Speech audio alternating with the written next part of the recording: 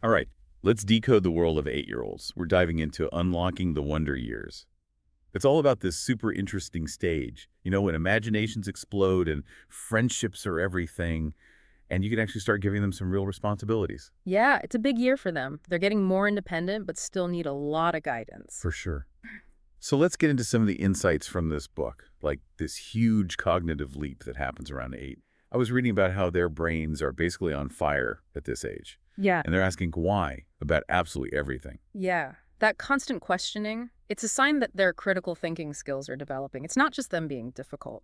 It's their brains trying to figure out how everything works. And that's where we as parents come in. We need to help them explore. The book calls it open-ended exploration.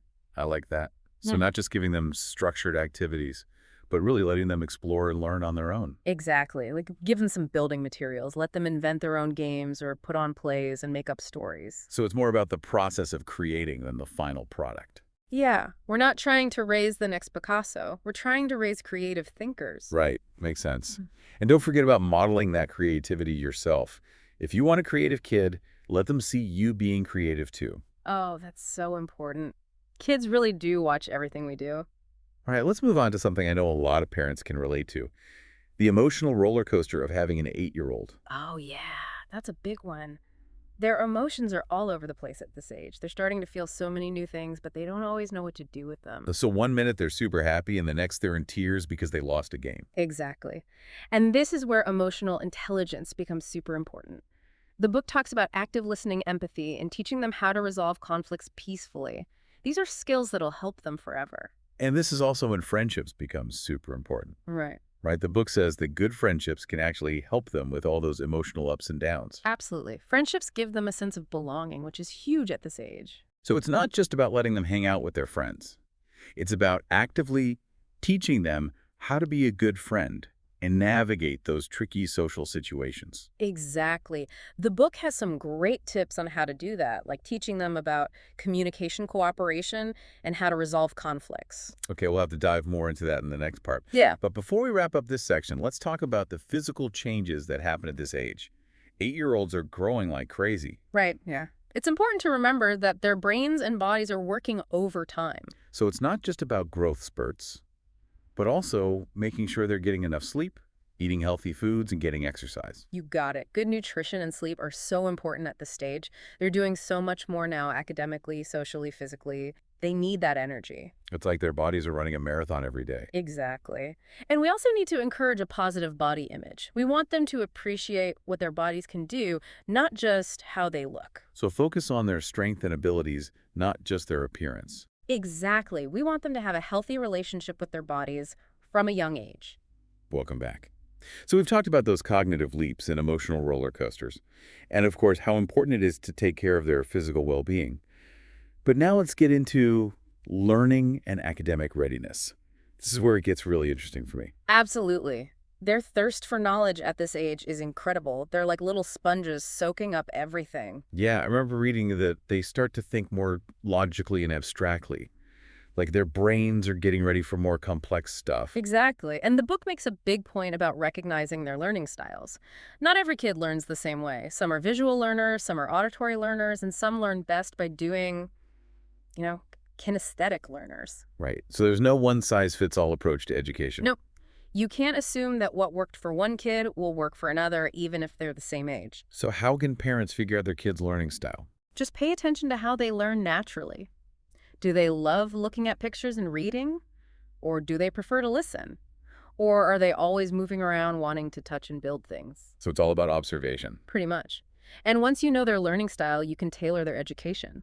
Like if they're a visual learner, use more visual aids like flashcards or videos. And for an auditory learner, maybe focus on audiobooks and music, or even just having more conversations about what they're learning. Right. The key is to make it fun and engaging, no matter what their style is.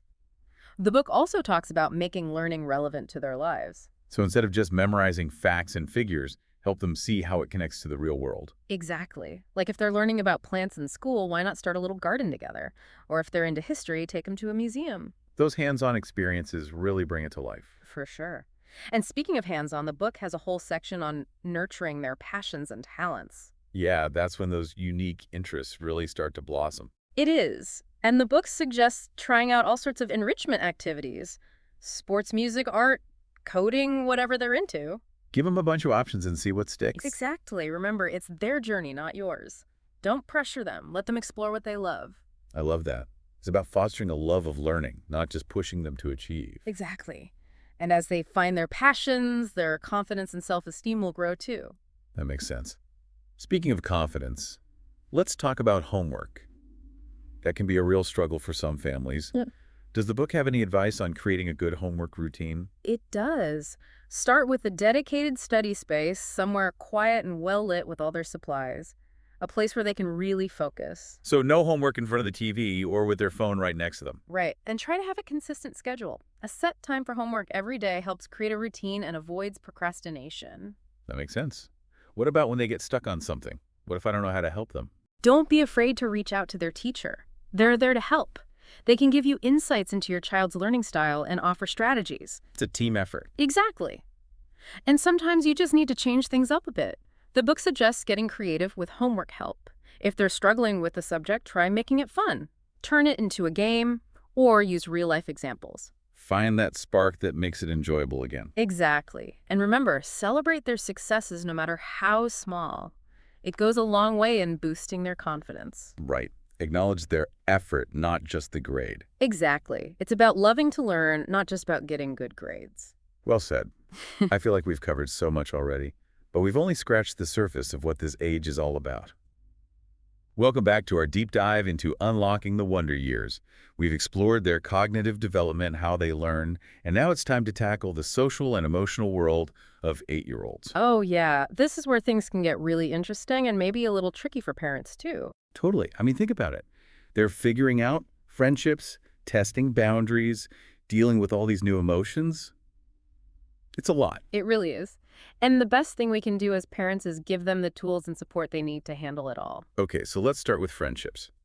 The book says that strong, healthy friendships are so important at this age. They are.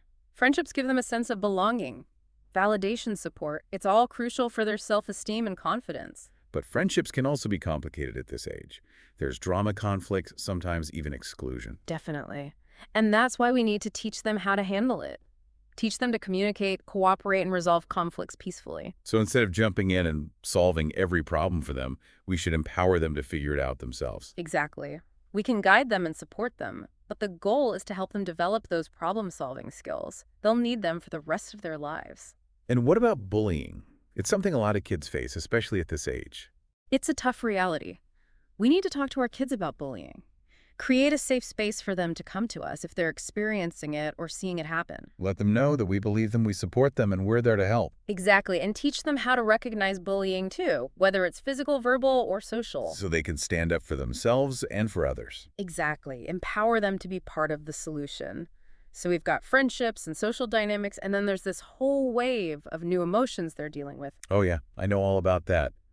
One minute they're happy, the next minute they're overwhelmed with anger or sadness. Their emotional vocabulary is growing. They're experiencing more complex emotions: jealousy, frustration, anxiety, even pride. And they don't always know how to express those emotions in a healthy way. That's right. And that's where we can help them. We can help them identify, understand, and manage those big feelings. So give them the words to talk about their feelings. Exactly.